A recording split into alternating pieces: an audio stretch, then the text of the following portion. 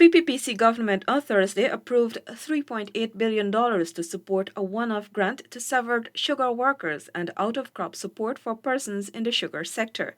The money is now part of the Supplementary Appropriation Bill No. 2 of 2021. Minister of Agriculture Zulfikar Mustafa said the majority of the money is to cater for persons who were made redundant by the former administration when they closed sugar estates and factories. Some 5,263 severed workers have received $250,000 from the government to help cushion the effects of the loss of income. Minister Mustafa said this means that $1.3 billion was issued directly to sugar workers, immediately giving them more disposable income. We will also give $2,355,800,000 for out-of-crop support to the Guyana Sugar Corporation, and an additional $236,989,261 have been allocated to D&I to provide services to the farmers of our country, to enhance food security, enhance our D&I system, because today Guyana is leading the agriculture agenda in the Caribbean.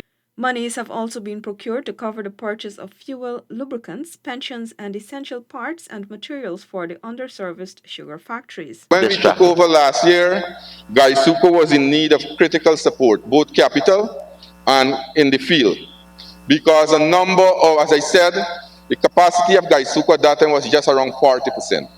We have since recapitalized a number of areas in GuySuCo, including factories and field.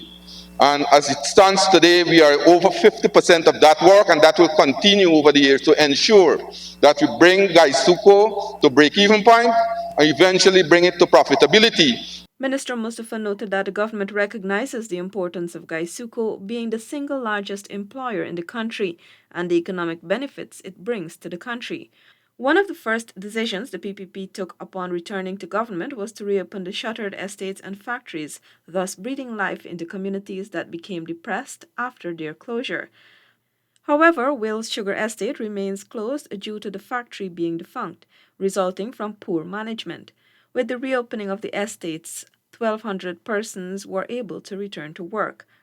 Earlier in June, $1.5 billion in supplementary funds was allocated to GuySuCo for critical capital works.